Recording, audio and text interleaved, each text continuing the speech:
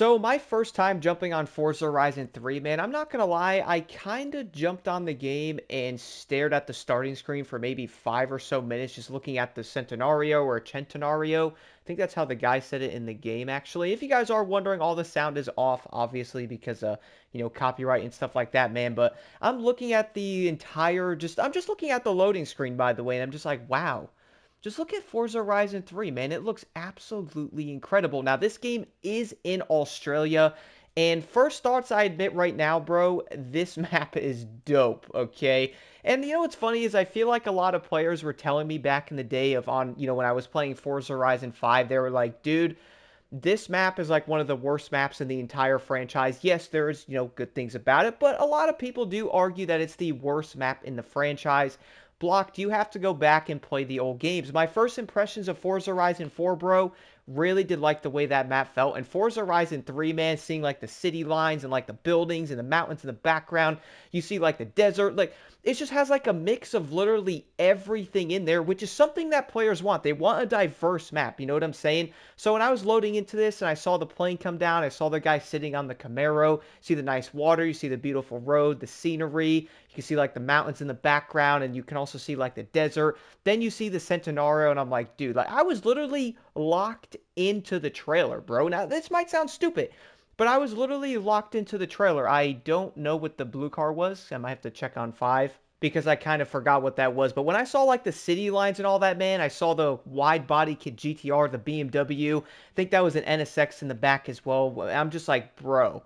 And then you see the tall forest and you see the off-roading, and I'm like, dude, like this is literally what people really do want. Like I understand it, and it's hilarious because I have not even played the game really yet. I'm like maybe 12 or 14 minutes in. I pretty much did the entire intro to where you get to the thing, you pick your vehicle and stuff like that. That's basically it. And when I was driving the Centenario, man, this thing was really sweet. And again, the cockpit view, I'm like, dude, this game came before Horizon 4. And I'm like, it looks this good on Xbox One, bro. I'm like, I gotta give him credit again for optimization, bro. Like, the game looks absolutely amazing. I know this would probably never happen, and I know Playground Games and Microsoft wouldn't do it, but I'm telling y'all right now, if you somehow ever released all the old Forzas, literally just the offline modes on PlayStation, I bet you they would sell like hotcakes. But one thing I gotta admit though, cruising down this forest, guys, you see the tall trees in both areas, the beautiful green scenery. You are cruising down the road in a Centenario, man. Like it kind of just sets you up for the vibes of it. You know what I'm saying? And then right after that, it brings you into a cutscene. Then you jump into the Chevy trophy truck, which I am 99% sure, and honestly, I'm 100% sure that this is Ballistic BJ Baldwin's truck.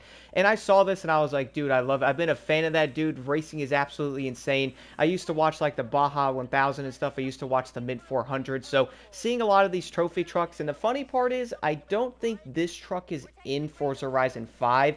I do remember people saying some cars are in the older games, they're not in the new one, and kind of starting to notice that a little bit. But racing down this off-road area, going through a cave, dude, the lights turn on. I'm like, dude, this is crazy, man. Like, I am super locked in just playing through this game. And the funny part is I haven't even actually played more of the game yet. Right after that, guys, you then go onto a beach with the beautiful sun in the background. You see it just shining. You see the rock face, and it just sets you up for an entire vibe, man. I can definitely see why people are like, yo, Block, you have to go back and play the old Forzas, man. And after booting up Forza Horizon 3, dude, I can't wait to boot up 2 and 1 and see what also made those games so insane and also unique just by the intros alone, dude.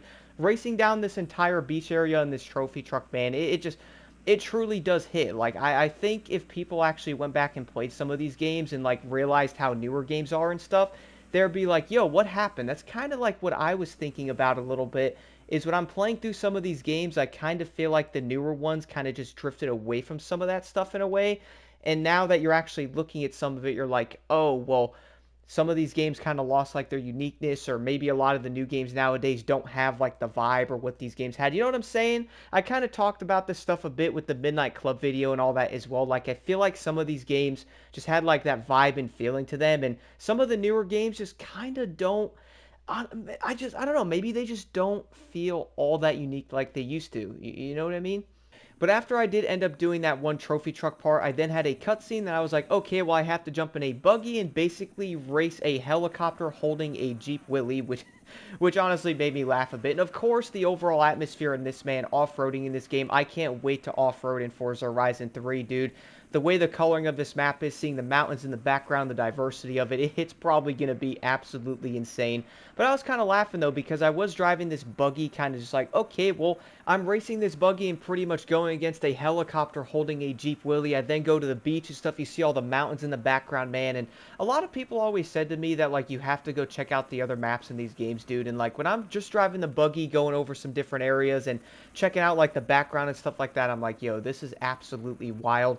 Funny part is, toward the end of this event, though, you obviously will end up beating the Jeep because he drops it with the helicopter, which we all do know is probably part of how the race goes. What's funny, though, is I did not realize this was all part of the entire intro. I kind of thought it was just the beginning part, but after that, once you beat it, you will then end up jumping back into the Centenario and heading toward the festival area, which is where most of this will pretty much get you into the main game itself. And honestly, driving the Centenario through the entire forest, bro, looking at the trees and just kind of vibing along and cruising and stuff like that, dude, it really does set the tone, man. Like, it really does make it feel like that you're actually in a unique location. You're in a crazy vehicle, which I always do know so many people talked about this car. They want this car in other racing games, or a lot of people do love the Centenario, and it was like the main part of Forza Horizon 3. And that was something I always thought about because I always saw people showing like the entire cover of this game or something like that. I'm like, oh, that's kind of cool, but what's so unique about it? And then jumping into the game and playing the intro, driving the Centenario on a beach, which you guys will see that in the background.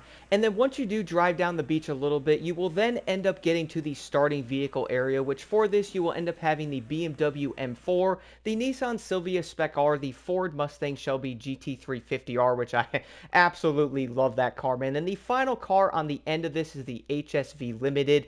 For me, though, you guys probably know I did end up having to go with the Mustang, but I was insanely close of picking the Nissan Silvia Spec R. I gotta admit, guys, seeing the vehicle select screen and going with the Mustang in this, I am mad excited to play through this game and really experience Forza Horizon 3.